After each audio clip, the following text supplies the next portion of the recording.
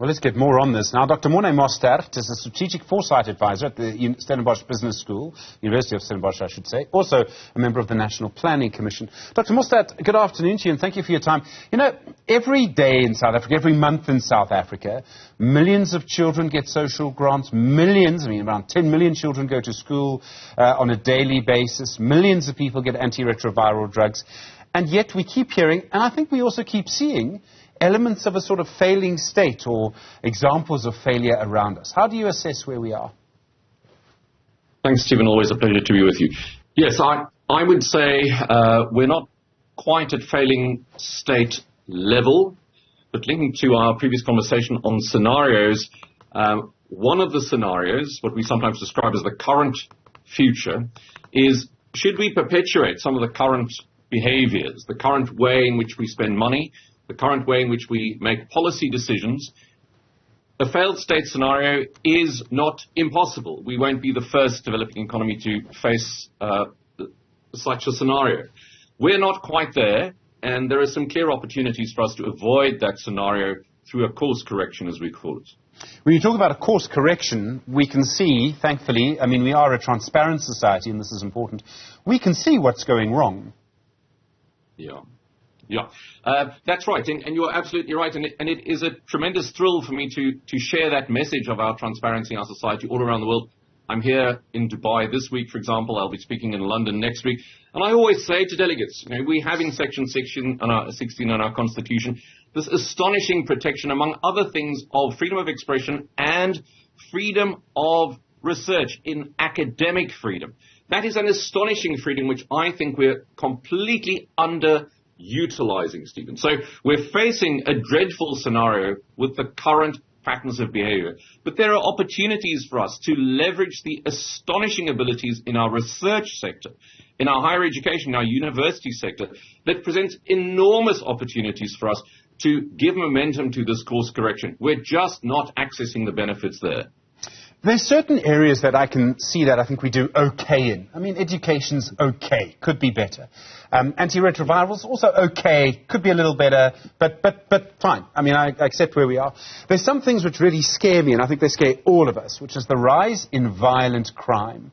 And yes, the fact that the SAPS, frankly, on every level, whether it's protecting a cabinet minister or protecting me, seem to be failing. Yep, that is unfortunately so. I like your relatively objective assessment that there are some seeds of hope, but the overall trajectory is certainly not what we're looking for. Crime is one of those. I had the privilege, Stephen, of just a few weeks ago to speak to presidents, vice chancellors of universities from all across the world in Japan just a few weeks ago. And we were curious about this question of how universities can make a contribution to society in facilitating this course correction, which so many economies around the world need. And one of the key issues that came out there is the contribution that universities can make for scientifically driven policy making. Science-based research as the foundation for decision making.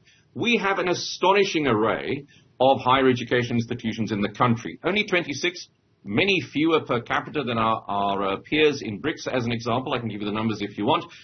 But we have some of the world's leading institutions, many of them in the top 300 to 400 in the world. Bear in mind there are about 20,000 accredited universities on the planet. Many of ours are in the top 300 to 400. That's a minuscule percentage. And yet our state-owned enterprises, many of our large businesses, do not use the astonishing intellectual capital present in our universities today. It presents a huge opportunity for our society. I suppose the question is, do people listen to the research? Now, I know capitalists will take whatever research they can get, sometimes whether they own it or not, Dr. Mostert, and they'll find a way to improve it, right? They'll find a way to make money out of it. And that's actually important. I know many universities have offices that do that. Is government listening? Are SOEs listening? Is anyone sort of listening to some of the research that comes out? Crucially, are the police listening? And I mean, time after time, I'll speak to crime academics who say, I know what the solution to this is, or this worked really well in some other place, but we're not doing it here. Yes, we are, I would say, Stephen, a tremendously ideology-driven country. And of course, we can expect this to become crucially, burningly evident in the next few months as we lead up to the election. If you look at the numbers as an example to support your argument, a recent report by the Global Talent Competitiveness Index, published by INSEAD and at the World Economic Forum every year, suggests that in the relationship between business and government in South Africa does not rank in the top 100 on earth. In other words, it is so contentious that we don't score in the top 100. Bear in mind, we're about the 33rd largest economy in the world. We have roughly the 23rd largest population in the world. We're not in the top 100. In the relationship between business and labor, of all the countries measured on that index, about 119 countries, South Africa rates last, number 119. So if you think about that triangle of business and government, business and labor, this is a very tough environment for business to operate in, and we look to business to solve many of our social ills. Now, if you look at the relationship between labor and government, well, let us remind ourselves that our government is in a formal alliance with a large labor union and in a formal alliance, hard to believe in the 21st century, with the Communist Party. So try to do business in a world like that. My argument is that triangle is far too limiting. We should expand that triangle, if you'll indulge my metaphor here, Stephen, to a diamond that includes higher education institutions, the research sector, so that we stop using, as you implied in your question, as the saying goes, research for support rather than illumination. And we start to use the astonishing array of world-leading academics in this country to advise the way that decisions can be made by business. We are seeing evidence of that. My colleagues, for example, in the National Planning Commission are themselves leading thinkers, many of them recognized all around the world. And we are seeing this slowly moving. I really do hope that we can keep this momentum going as the elections face us. Obviously, one of the things to look at is that when we see these things failing, we know where to start. I mean, I've often thought that to be in your kind of job in South Africa means the best place, because the problems are so big and there are still resources for this research and it is still so transparent. And I can see, if I may say, I think, like me, you enjoy your job. But the question, of course, is we do need to pay attention to all of this, but it is for everybody a chance to change course in some way, whatever way that may be. That is correct. And in fact, the options are available, as you intuited with your earlier question. There are options available for us. If you look at some of the world-leading research conducted by our researchers in the country, you will find an amazing array across all disciplines, in medicine, in education, in infrastructure, as an example. Truly astonishing ideas for where we could go, and not just ideas. Let us not simply criticize universities for being institutions of theory. Through rigorous, robust research, conclusions that may offer a way out of some of the weaknesses we face at the moment. The dilemma is that we're not a science-oriented society. During COVID, if one may say that there was one benefit, I was quite excited that we had scientists on television. The last time I heard that was beyond 2000 in the 1980s, you may remember.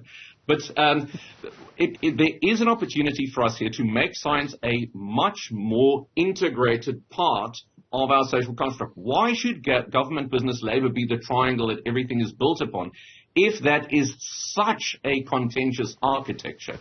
And a Ferrari, literally, of course it's not literal, it's figurative. Figuratively, in terms of intellectual capacity, sits in our own research institutions. We don't have, by the way, nearly enough universities compared to our BRICS counterparts. I mean, Brazil, as an example, has over 1,200. Mexico has over 1,000 themselves. Of course, they have slightly larger populations. But just imagine that we have universities in the top 300 to 400 in the world, and there are almost 20,000 of these institutions. Think about the kind of intellectual capital the country has. The World Economic Forum did a recent study, the largest study of young people ever conducted, almost 1 million people. They found, what do young people want? They want skills and education. They want a voice for themselves. They want protection against what they view is an encroachment on democracy. Now, emboldened by this capacity we have and the need from young people, matched with what business people are crying for, work-oriented competencies, I think there's a great opportunity. Dr. Morne Mostert, thank you very much indeed.